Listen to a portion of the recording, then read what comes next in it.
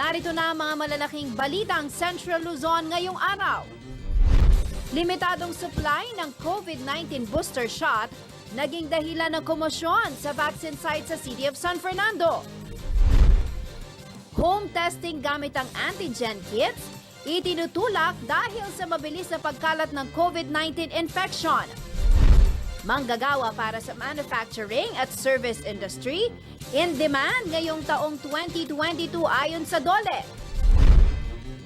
RT-PCR test at antigen test kailangan ng mga turistang papasok sa Zambales. At no vax, no entry policy ipinatutupad na sa Moncada, Tarlac.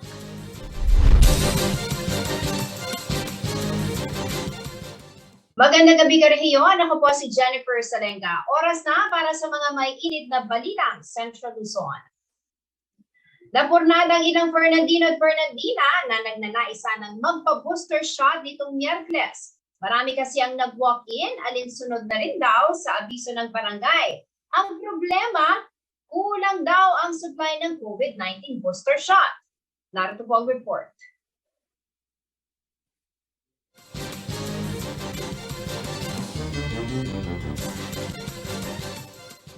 Bahagyang nagkaroon ng komosyon sa COVID-19 vaccination site na ito sa isang mall sa siyudad San Fernando, Pampanga. Dumagsa kasi ang ilan sa ating mga kababayan ngayong Miyerkules para makakuha ng booster shot. Isang senior citizen na si Aling Lena Nacor sa mga pumila ng maaga upang makapagpa-booster. Nag-walk-in lamang umano sila dahil ito ang abiso ng kanilang barangay. Supposedly 6 months na kami.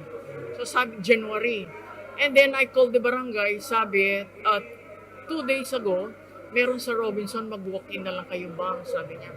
Si Mario Manalastas naman, 7 a.m. ng umaga pa lamang ay pumila na upang makapagpaturok ng COVID-19 booster shot. At kahit matagal na nakapila, ay relax lamang umano siya sa paghihintay. Kami, relax lang kami doon, nakaupo lang kami, basta maghihintay lang kami. Wala sila magkagulo kami, sa kami relax lang kami. Ang excitement ng ilang mga kagaya ni Aling Lena at Mang Mario na makapagpa-booster shot, napurnada dahil sa limitadong supply ng bakuna. Paliwanag ni Dr. Cherry Ann Canlas, ang namamahala sa bakunahan, limitado lamang umano ang kanilang supply para sa booster shot ng COVID-19 vaccine ngayong araw. Kaya ilan lamang ang kanilang na-accommodate. Meron po kaming 263 for boosters alone. Apparently, not all can be catered kasi nga po, first come, first serve po siya. So, ang nangyari, talagang dinumog tayo ng mga nagpapabooster. Pinaalalahanan ni Canlas sa mga Fernandino na maghintay ng mga announcement sa schedule ng pagbabakuna. Sa lahat po ng Fernandinos, basta po mag-antay lang tayo ng mga further announcements, either po sa CIO o sa mga barangay chat groups po natin. Kung ano po yung kinikater po natin, kung magpapedya po ba tayo, first dose, second dose, or booster po, sa ating pong barangay specifically dito sa San Fernando. Mag-a-announce naman po kami, definitely, under CIO at under po ng City Health Office. Marian Lozano, CLTV News. Dahil sa patuloy na pagtaas ng kaso ng COVID-19 itong mga nakarang araw, kinakailangan na umanong matutunan ng mga tao ang pagsasagawa ng self-testing gamit ang antigen kits. Makatutulong umano ito para sa early detection ng virus sa tagarang isolation ng ganitong hakbang nang sa ganon ay maiwasan ang lalong pagkalat ng virus. Ang iba pang detalye sa report na ito.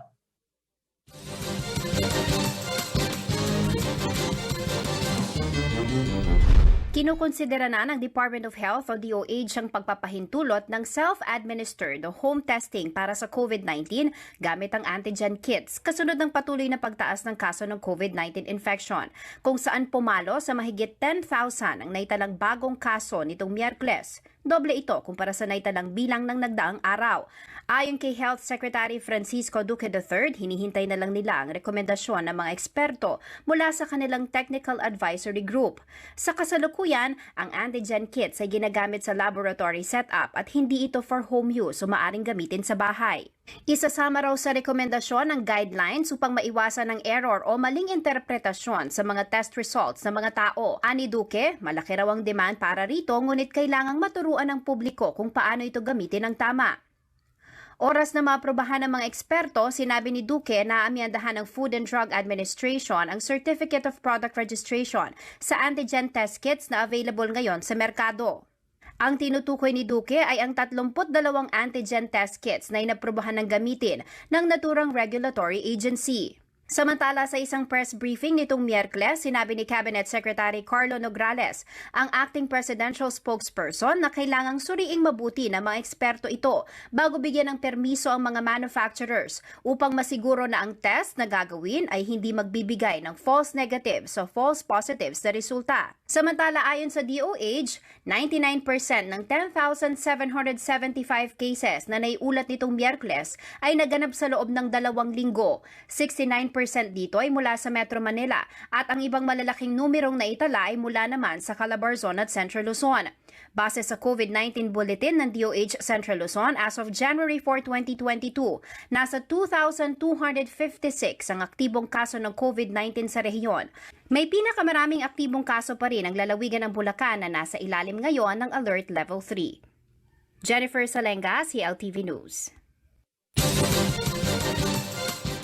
Narito naman ay isang mabilis na silip sa mga balita mula sa iba't ibang bahagi ng rehiyon. Hatid ni Angelica Cara sa CLTV News Express.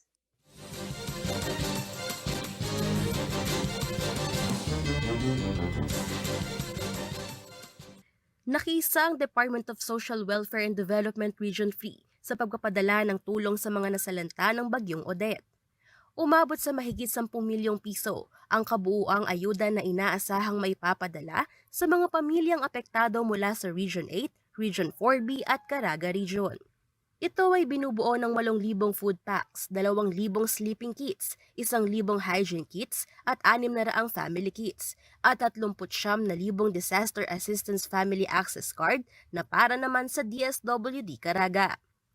Ang ayuda ay dinala sa National Resource Operations Center at Clark Air Force Gym na siyang magdadala sa mga benepisyaryo.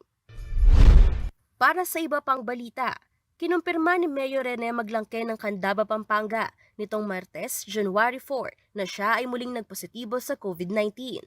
Aniya, siya ay nakaramdam ng mga sintomas ng sakit at agad na nag-isolate mula sa kanyang pamilya. Sinigurado rin naman niya na mananatiling bukas ang serbisyo ng lokal na pamahalaan ng Candaba sa mga mamamayan nito. Ito na ang 2nd beses na siya ay nagpositibo sa COVID-19. Sa ngayon, kasalukuyan naman siya ay nagpapagaling sa sakit.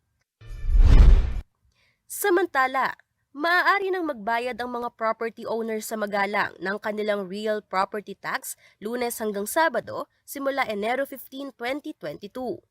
Bukod pa rito, makatatanggap ang mga magbabayad ng 10% discount simula Enero hanggang Marso. Pinapayuhan ng mga magbabayad na magdala ng kanilang mga resibo at mga dokumento para sa mas mabilis na transaksyon. Samantala, para naman sa mga nais mag-apply o mag-renew ng kanilang business permit, bukas ang lokal na pamahalaan na Magalang hanggang Enero 20, 2022. Angelica Cara, CLTV News. Sa pagbabalik ng CLTV News, manggagawa para sa manufacturing at service industry in demand ngayong 2022 ayon sa DOLE. RT-PCR test at antigen test, kailangan ng mga turistang papasok sa Zambales. Manatiling nakatutok para sa iba pang mga nangungunang balita ngayong araw.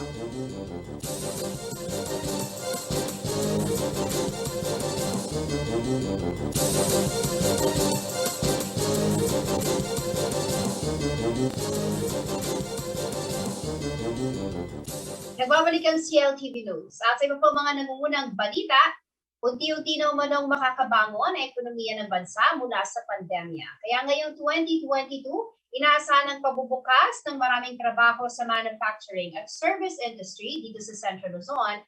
Ayon po yan sa Department of Labor and Employment o DOLE. Narito ang report ni Marion Lozano.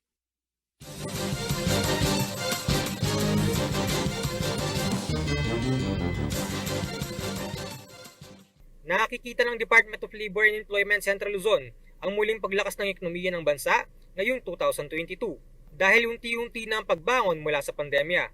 Kaakibat nito ang pagbubukas ng oportunidad sa trabaho para sa mga manggagawang nawalan ng hanap buhay dahil sa pandemya. Ayon kay DOLE Regional Director Geraldine Pandillo, sa kanilang pinakahuling datos noong July 2021, umabot umano sa 6.2% ang unemployment rate sa Central Luzon Katumbas yan ng humigit kumulang 300,000 na walang trabaho. Mas mataas kumpara sa 5.2% na unemployment rate sa rehiyon noong July 2019. So, malaki talagang naging negative impact sa atin nung pandemic, sa ating employment rate. Mas maraming naging unemployed. Maraming nagsara kasi nga sa restrictions, hindi pwede mag-open ng mga restaurants, no? Mga service establishments. Ngunit ngayon, ay positibo ang ahensya na bababa ang unemployment rate dahil maraming in-demand ang posible magbukas ngayong taon. Kabilang sa mga trabaho na inaasahang magiging in-demand sa Region 3 ngayong 2022 ay ang production workers, call center agents, customer service assistant, laborers, cashier, admin staff at warehouse workers. Ang dahilan umano ay marami ang mga service establishments at manufacturing companies sa Central Luzon. Ayon pa kay Panlilio, ay meron din silang iba't ibang programa upang matulungan ng mga taga Central Luzon na walang trabaho.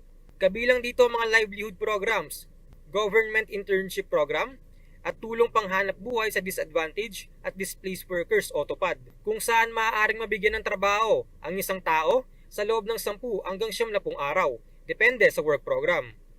Dagdag pa niya, ay nagtutulong-tulong na ang iba't ibang ahensya ng gobyerno upang makapagbigay ng mas maraming trabaho ngayong taon. Basically, what the government wants to do talaga is to create jobs, no? Kaya nga meron ngayon yung pagsasama-samahin talaga yung efforts ng mga government agencies and the local government together with the private sector, non-government organizations para magkaroon tayo ng recovery strategy. Tawag nga natin doon, National Employment Recovery Strategy. At this year niya nilalabas na yung mga specific programs para paano natin gawin yon. Ayon pa kay Panlilio, ay magsasagawa sila ng mga job fairs ngayong taon at i-aanunsyo na lamang kapag mayroon ng schedule at kung saan ito gaganapin. Marion Lozano, CLTV News. Para sa mga nagbabalak na pumasyal o magtungo sa Zambales, naglabas po ng Public Advisory and Provincial Government na kailangan ang negative RT-PCR test at antigen test bago makapasok ng lalawigan. Ang entry test requirement na ito ay mandatory, bakunado man o hindi ang turista. Para sa kabuang impormasyon, pakinggan po natin ang report na ito.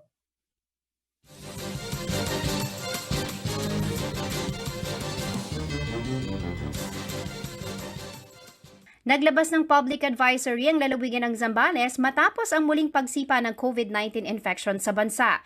Nakasaad sa Joint Advisory No. 3 ang mga bagong guidelines kaugnay sa entry test requirements para sa leisure travelers mula sa mga lugar na nasa ilalim ng Alert Level 3 na nais pumasok sa lalawigan ng Zambales. Dahil sa pagpasok ng bagong COVID-19 variant na Omicron at inaasahang surge ng active cases, gayon din ang deklarasyon sa National Capital Region o NCR under Alert Level 3, ipatutupad ang mga sumusunod para sa point-to-point travel. Sa mga biyahero na fully vaccinated, may booster man o wala, kinakailangan ang negatibong resulta ng rapid antigen test na ginawa 24 oras bago bumiyahe. Sa mga traveler naman mula sa NCR na hindi pa nababakunahan, bawal ang domestic travel tulad ng inanunsyo ng Metro Manila Council o MMC nitong January 3, 2022. Kung kayo naman ay hindi pa nabakunahan o may partial COVID-19 vaccination at manggagaling sa mga lugar na nasa ilalim ng Alert Level 3, requirement ang RT-PCR negative test results 48 hours bago bumiyahe. Ang mga bata naman, edad 7 years old pababa, bawal muna sa leisure travel sa Zambales. Nakasaad din sa naturang guidelines na ang test results ay dapat uploaded sa Zambales Visitor and Information and Travel Assistance o Visita System. Para sa leisure travels, paalala ng provincial government na magpabook lamang ng accommodation sa mga hotel, resort at iba pang tourism-related establishments na may DOT accreditation at local certificate of compliance.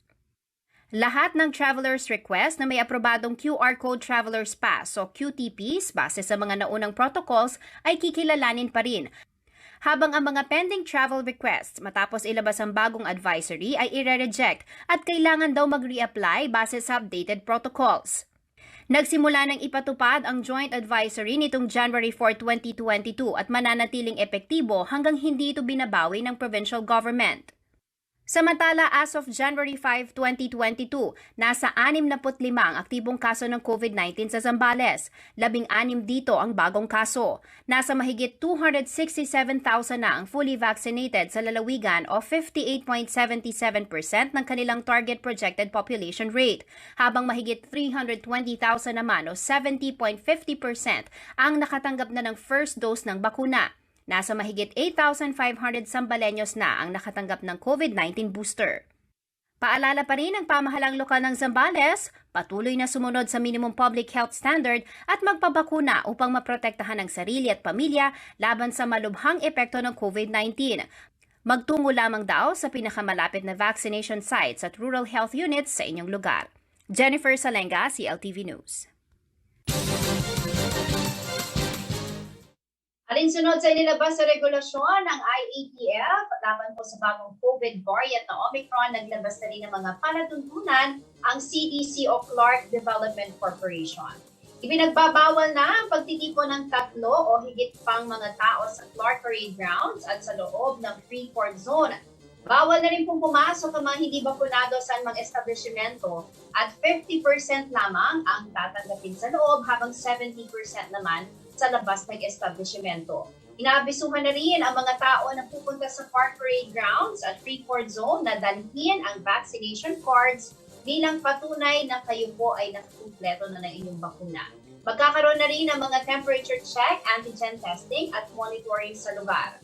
Ito ay epektibo sa Clark Parade Grounds at Freeport Zone eksaktong 12:01 a.m. Biyernes, January 7 hanggang January 31, 2022. Samantala, naglabas na rin po ng abiso ang City Information Office ng Angeles City ng lockdown sa City Assessor's Office at Office of the Local Registrar dahil po ito sa exposure ng ilang empleyado sa mga COVID-positive patients.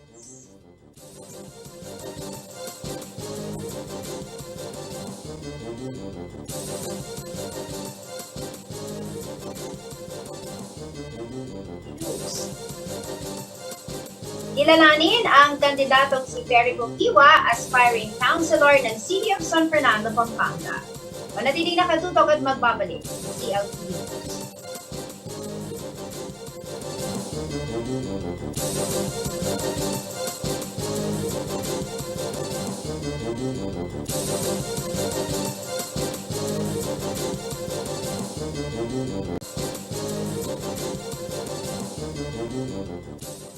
Nagbabalik ang CLTV News. Ang panauhin po natin ngayong gabi sa kilalanin ng kandidato segment ay presidente ng isang trading corporation, board of director ng Lucky Tree Realty Incorporated. Apo po siya ng dating alkalde na si Dr. Jose Kiwa at anak ng former councilor at 3rd District Board Member Ronaldo Kiwa. Mga karehiyon, kumustahin po natin si Sir Perico Kiwa, aspiring councilor sa siyudad ng San Fernando, na nasa Team Lugod Fernandino. Magandang gabi po sa inyo, Sir Perry, at welcome po sa CLTV News. Good evening po, Miss Jennifer. Good evening po ka rin tagapakinig ang pong tagapanalbe kay CLTV 36. Alright. Apart po from your name, Perico, is it okay for you, sir, to call you Perico? Opo, sige, Perico po. Asta talaga ka na ako, Perico. Opo. Alright. As we see, kayo po ay nagmula, no, sa pamilya ng mga politiko. Pero kayo po ba, sir, personally, ay mayroon ng background sa public service o ito po ang unang pagkakataon na papasukin po ninyo ang mundo ng politika? Actually, first time. First time kong lumog ko yung politika. Ala ko pang background kay public service actually. Opo. Ano po ang nagtulak sa inyo, Sir Perry, para po humabol, magdesisyon na humabol at magserbisyo, no, sa mga Fernandinos, given the chance? Actually, ako itang bilang Fernandino, ang imburi ko mo, itang bala mo, as kanako, imburi ko malyari na akwada rin din kalupatang Fernandino. Is itang improvement king service, ang po ka rin programa para ka rin may malin ng siyudad din San Fernando. So, bala mo buri kayong ilapit yung pamang gobyerno karetang lemal . Mm-hmm. Okay. Bayo tala po pinsabihan din kaya kayong platforms ne. I remember sir originally kayo po ay hahabol sana as independent candidate. Correct me if I'm wrong. Pero Yeah. ngayon, kayo po ay naka-line up sa Team Lubod Fernandino. What made you decide, sir, to join their team? Actually, itang good governance, itang meka talagang sabi ko na, okay, yung camping na ng lugod kasi itang first kain ng Mayor Lasapin is good governance. Kasi karin papunta actually tapin, sabihan kepo, tanong na ano talaga ang agenda ko kayong syudad. So, wala mo tutukiya ketang good governance ng Mayor Jean. Kaya masaya ko rin, at least miyabe ko ka rin. Of course, kapag humahabol po tayo, it's like we're applying for a job, no? Wow. Kayo po ay nag-a-apply sa mga Fernandinos at since sabi nyo nga po, itong unang pagkakataon na kayo po ay hahabol at syempre po, isa sa titignan ng inyong mga kababayan ay yung qualifications. Ano po ba ang qualifications na maaari po ninyong sabihin sa kanila na to consider you sa nalalapit na eleksyon, Sir Perry? Actually, yung qualification tamo is businessman na ako man, so tinalang ko yung tao, in business ko, lalabing ko naman, okay naman. So siguro, itang bagay ngayon na share kaya katang syudad, itang maging kung kay transparent, kareng kasyudad tamo in terms of katang buri kong mayari. So, palagi ako, itang net mo bagay maging transparent ka pa rin mga gabra. This eventually, yung tamang gobyerno ko, maging transparent ko pa rin tao kaya kasyudad. Pero tulad po na nabanggit ko kanina, ang pamilya po ninyo ay nasa politika talaga, no? And yung pong exposure pagdating sa public service, nabigyan po ba kayo ng pagkakataon since ang inyo pong ama ay nasa politika? Actually, kanita kasi nga chula politics ni daddy ko. Anak ko pa masyado, so hindi ko pa talaga, hindi ko pa aware kung malayari. And ang nilolo ko lalo na kinedisan ng mayor niya. So siguro din tangket ang point na itang personal, I mean, siguro yan, sabihan tamo at ikendaya. Pero nanuwari kong buri ng malyaring neto nga Fernandino. Keng malyari keng syudad tamo. So wala mo i-impart ke bilang ako, buri ko nanong malyari keng syudad. Makaniting buri kong paket ka rin katamong kasyudad Fernandino. Nano po rin ikit nyo, Sir Perry, to make you decide na tagal kayo po ni Kempong San Fernando? Nano na po rin notice you na palagay po kailangan king servisyo yu, kailangan atsu kayo king City Council given the chance, banda po asopan nyo na rin kaya kayong ka-Fernandino. Actually, muna yung dili, itang tupos ko if may ka-public information tamo. Siguro, for a long time na dapat na rin Fernandino mismo, baluda, may ma-inform at ma-educate na lang. In terms of kung naning gobyerno mo tamo, makalala tuturo, makalala rin programa, projects para karing memalin. So, kaya itaing buri kong i-impart na maging neng aliwa, kumbaga ilapit tani yung style ng pamang gobyerno, i-improve tani, ipabalo tani ka rin tao, iparamdam tani kumbaga. So, alina la blindsided din kay katamong memalin. So, maragul yung bagay na may ka-informasyon na talaga rin kay katamong kasyudad. Sa palagay ko, panahon na rin na dapat ating tambalo na mo pagod nung nano na yung datang alatang balo kay gobyerno tamo. Okay. Base po kaya kami na research yung po mga sector na gusto ko ninyong tulungan or pagtuunan ng pansin is of course the youth and the PWDs, no? Ito po yung mga nais po ninyong isulong. Bakit po ito yung mga sector na nais po ninyong bigyan? Actually, ng pansin sa City of San in Fernando? buri ko kasi like karing youth na may ka chance la na opportunity. At the same time mo rin karing PWD na di naman PWD na pwede lang mag-obra. So, kumbaga, di ba, di nang talang opportunity dahil ang talagang oportunidad. Lalo na, PWD, na at yun naman may kapag-aral ka rin. So, kailangan matutukan lang mo rin na di na lang chance at ilapit sa karelate ng opportunity. And also, part of your advocacy po, sir, no, ito pong barangay development and Opo. stability. Ano pong ibig ho ninyong sabihin po dito at ano po ang plano po ninyo upang maisakatuparan nito, sir? Actually, kasi Kekatan Ciudad is progresibo na eh. At manwala ko, yung San Fernando, yung Ciudad ng San Fernando, progresibo na. So, kailangan tutukin rin barangay. So, kailangan in Kekatamong syudad, i-delegate na nitang resources na through barangay levels. Baka nita, ring Kekatama nung kulang kay barangay, at kurang Kekatang may margo. Diba? Panamdaman danit ang tatanglagang serbisyo na manibatan kay ketang mumunatan bilang gobyerno is barangay. So margulyang bagay ta balo ko naman na yung kikatamo syudad ating yung development fund. So yung kikatang syudad nung ating yung 20% in development fund dapat i-share na ni, i-delegate na ni karing barangay kasi katukinan ng syudad is barangay. So makanita kay nga kakit na mas makagawa lang mas salese programa din kay katamong barangay ng supported lang ng syudad. At least din kay katamong may Mario, panaligan din ng barangay da.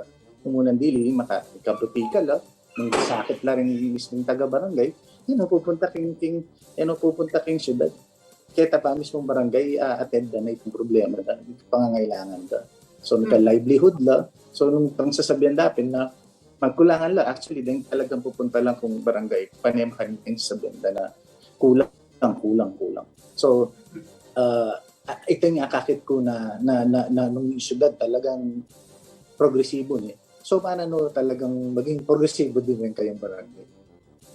Pero based on your observation, aside po dun sa mga na-mention nyo na, no, ano pa po yung sa tingin po ninyong pangangailangan pa ng mga Fernandinos na gusto po ninyong matugunan sa syudad or yung mga bagay na you think kailangan pa rin ng improvement, although nabanggit nyo po, progresibo na nga ang syudad San Fernando. Pero ano pa ho yung mga nais po ninyong gawin para mas makatulong pa na umunlad ang syudad?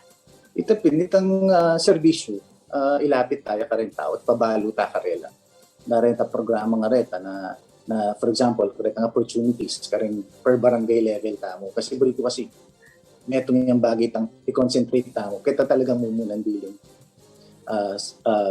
Kumbaga, gobyerno na in barangay level. So, reng-reng na nung kulang kay barangay.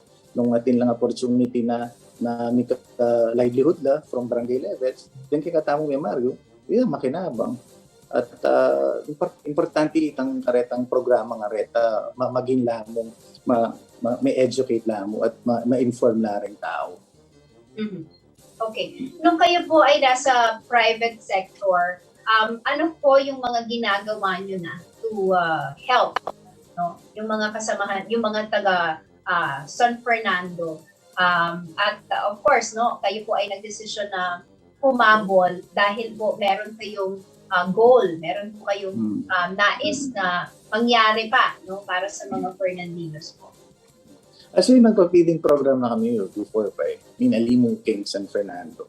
So, nung kasi in company kasi every guy at kami rin, King Manila, at kami din sa Sopan. So, siguro, actually, nag-trigger mo talaga ka na ako is nagpuling ng mika pandemic ni kakita mo, magugulo tamo nung ka rin tamo dapat lumapit. Wala mo ala yung sistema yung kaya katamong gobyerno at rin tao, alaro yung bago. So, itang may push ka na ako na itang i-inform na rin tao na nung dening servisyo nga rin abaluda na nalargo malili, nalamang utang, nalang kabud na mo, panayin na nung servisyo na miras karela. At least itang i-impart ko kening kana kung pamaglibot at least pabalo karela na ating tamong panayang kay katasod at ating tamong saop. So itang mga kanita at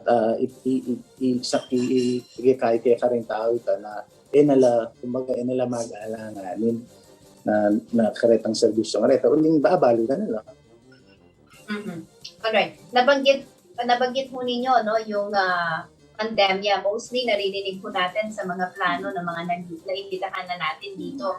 Ang focus po talaga nila ay gumawa ng paraan to solve ito pong problema na continuously nararanasan pa rin natin itong pandemya. On your part, sir, ano po ang plano mo ninyo? Of course, malaking bagay ho yung legislation sa mga programa na susuporta for health programs. Ano po ang plano mo ninyo, Sir Perry? Yung plano ko kasi, itang pagsasaw pa natin. Yung saw kasi magigisan. Importante is, medyan lang opportunity ng tao.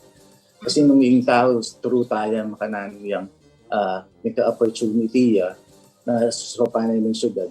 Siguro, ilapit tayo ang opportunity. Pero at the same time, so pantala nung makanano lang manintulan, makanano lang nabiyasa. Kumbaga, sopan niya mga isdaan ay may pabutinan. Kasi itang feeling ko, itang patses, yang nung karintapan ng panenyo sa alang dudurot, alang mangyari. So siguro feeling ko talaga ang panahon na nasopan tala ng bigka opportunity. At the same time, titak-titak tala rugong antabayanan tala hanggang agyuda na, hanggang salesing kay katamong problema.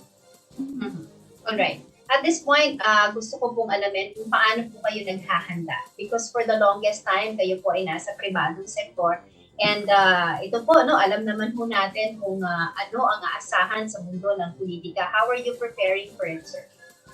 Actually, ako naman to take as a challenge. If nung atune ka rin ko na i-handle, makanita ko kasi ali ko masyadong mag-overthink basta nung datang itang challenge, itang agaw ako gawang ke. So, makanita ko style, like kakin rin negosyo eh. So, nung datang itang na feeling ko naman, ala naman bagay na etamo agyo.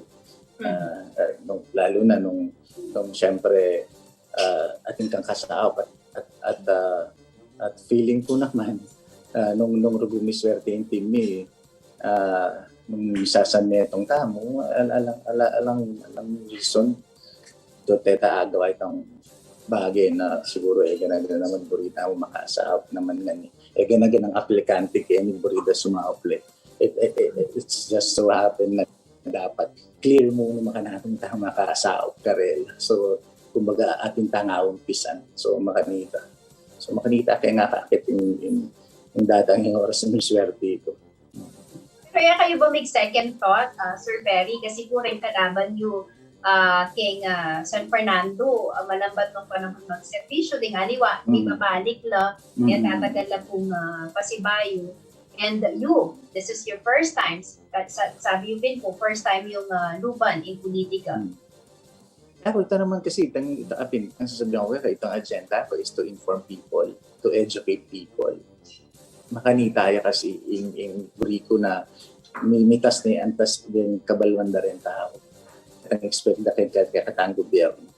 So, kumbaga, ito itang maragulang factor ka na ako na talagang na ela masalaw rin kwalta na ng syudad. O tang papasata at miniswerte ko at agawa tayong ordinansa itang information bill buriko na king syudad. Kumbaga, hanapin pwede agawa na king Pasig, why not king syudad ng San Fernando. Makanano yun na mo po convinced ng Fernandino na di na ng chance dahil kalupa yung pong first time tatagal at bisang magserbisyo karela makanano yun na mo po convention banta isip na naman at i-consider na kayo po kay daratang election. Tapin po itang kekatamong agenda na may palapit siya ng gobyerno para karenghe malin. Karenghe Mario. Siguro, ita po ingain part ko karela. Aside, siguro kitang deadline ni na so nakikim politics. Din ka na akong pipuntunan. So, di nandala naman chance din bayong itsura at bayong approach ng gobyerno, yung approach ng pamagserbisyo. Sana may itong kukaretang aposonda maging may itong kareng aplikante para konsyal ng syudad ng San Fernando. All right. Before I let you go, Sir Perry, this is your chance po to say your message. Karang pong Fernandino sa makatutok po kay katamong programa ngayon. Nano pong message to karena, Sir Perry? Ako po kasi ako yung Perry po. Iwanan, itong po ka rin aplikante para konsel ng Siyudad San Fernando at po kayo in chance ngayon. At kayo pong opportunity para mamili at maghalal panibayo o detan dati at yun na po kayo in choice. Kumbaga, dinanda kayo mo pong alternative na aliwang itsura na magserbisyo po kayo. Sana may itong po ka rin. Hanapin po, panerupin po sa sabyang kareng tao. 75% mo po kayo santing ang lalaki hanapin. 25% mo po kayo bulsa, pero po nandyan nyo kung upaya na magservisyo kayo. 100% pinibigay ko ka rin kay katamang kasyudad din San Fernando. Alright, salamat po kaya kayong oras. Karen po Fernandinos, no? Nagtamta na lang po rin some of his platforms at of course, nasa inyong kamay ko kung bibigyan nyo ng pagkakataon na makapagservisyo sa mga Fernandino, si Sir Perry. Anyway, sir, thank you very much at good luck po sa inyong kandidatura. Well, thank you, Jennifer. Thank you po. Mga karehiyon, si Sir Perry Coquiwa, aspiring councilor po sa City of San Fernando, Pampanga. Samantala sa pagbabalik ng CLTV News. No bags, no entry policy ipinatutupad na sa Moncada, Tarlac. Quarantine hotel sa Metro Manila babantayan ng PNP. Manatiling nakatutok at magbabalik ng CLTV News.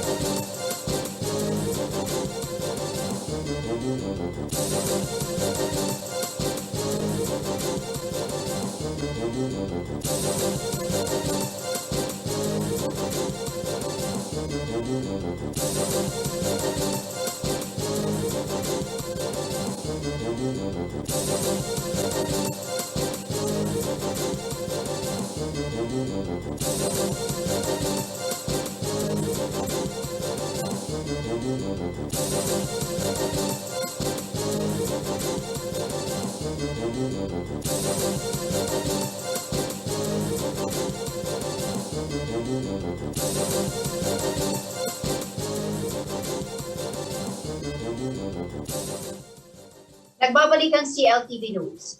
Nagsimula na rin pong maghigpit ang lokal na pamahalaan ng Moncada, Tarlac dahil sa pagkalat ng Omicron variant ng COVID-19. Ipatutupad na ang no vaccination, no entry, hindi lamang po sa mga pumapasok sa bayan mula sa ibang lugar, kundi maging mismo sa mga residente na magtutungo sa iba't ibang mga establishmento. Si Marian Lozano mag-report.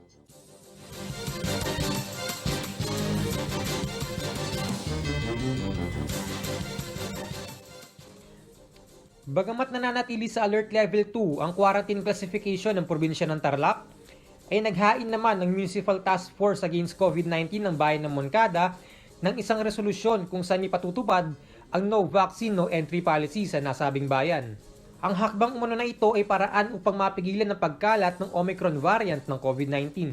Sa ilalim ng pulisiyang ito na ipatutupad simula ngayong araw, pinagbabawalan na makapasok sa mga public markets, business establishments, at mga tanggapan ng gobyerno ang mga individual na hindi pa bakunado laban sa COVID-19. Kabilang dito ang mga grocery stores, supermarkets, restaurants, cafes, spas, salons, banks, resorts, money changers, at iba pang enclosed na lugar.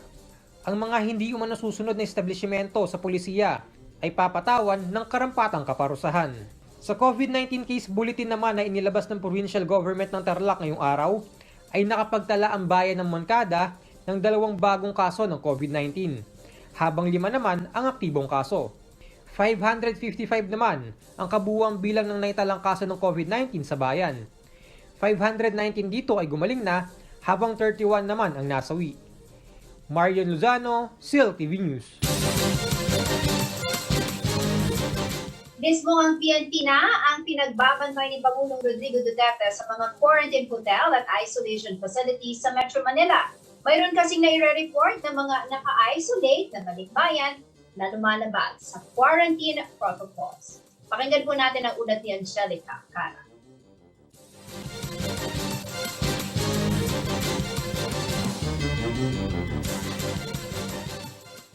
Nagsimula ng mag-deploy o magtalaga ng mga personnel ang Philippine National Police sa mga quarantine hotels at iba pang pasilidad sa Metro Manila, alinsunod sa kautusan ni Pangulong Rodrigo Duterte. Sa pahayag ni PNP Chief General Leonardo Carlos, sinunod nila ang direktiba mula sa Pangulo na mag-assign ng 2 PNP personnel na magbabantay 12 oras sa bawat quarantine facility at hotel na ginagamit ng mga balikbayan.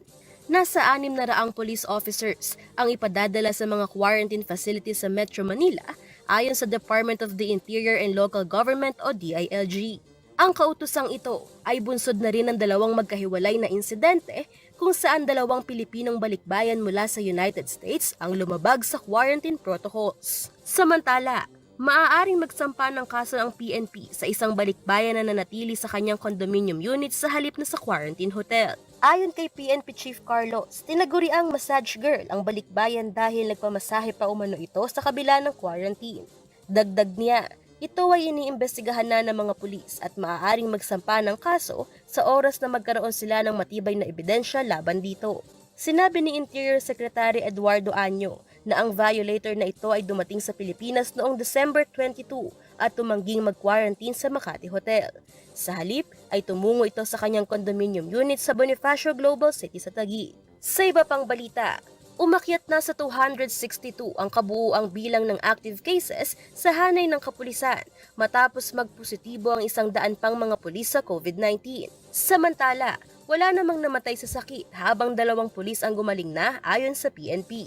Mismong si PNP Chief Carlos na naka-quarantine matapos magpositibo sa COVID-19 ay hinihikayat ang mga fully vaccinated na pulis upang tumanggap na ng booster shots. Pahayag niya, patuloy nilang pinapaalalahanan ng PNP personnel sa benepisyo ng pagkuha ng booster jobs.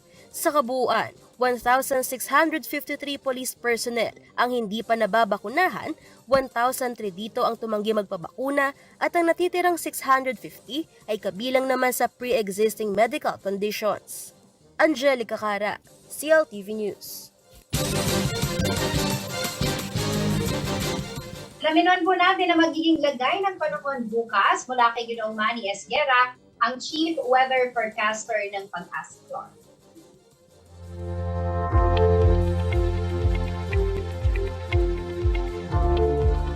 Magandang gabi po, narito po magiging taya ng panahon susunod na 24 oras.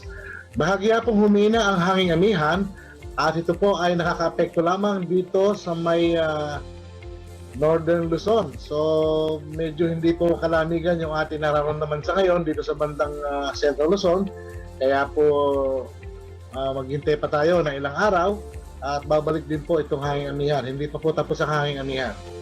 Ang Caraga po, magiging maula po ang papawiri na mayroon po mga kalat-kalat na mga pag-ulan, pagkidlat at pagkulog, dulot po ito ng ITCZ. Samantala po ang Batanes, Cagayan, ang Isabela, Aurora at Quezon ay maula po na may mga nagaganap na po ngayong mga light rains, dulot po ito ng hanging amihan na doon lamang po ito nakakonsentrate. At ang natitirang bahagi po ng Northern Luzon, bahagya rin pong magkakaroon ng kaulapan. Meron lamang po inaasahang mga isolated cases ng light rains, tulad din po ito ng humihinang hanging amihan. Ang Metro Manila po at nalalaming bahagi ng bansa, kasama na po ang Pampanga, ay bahagi hanggang sa kuminsan ay magiging maulap din po ang papawirin, na meron lamang po tayong inaasahang mga isolated cases ng rain showers at thunderstorm, dulot naman po ito ng easterlies at ng localized thunderstorm. So sa ngayon po, yun lamang po yung ating mga weather system na binabantayan at nagbibigay po ng mga pagulan sa ibang parte ng ating bansa. Kaya pinag-iingat pa rin po natin mga kababayan. Magdala pa rin po kayo ng gamit, panangga sa araw, panangga sa ulan. At yung pong easterlies, medyo maalinsangan po yan. Kaya magsuot po na kayo ng komportableng damit para hindi po tayo maalinsanganan o mainitan. Magandang gabi po.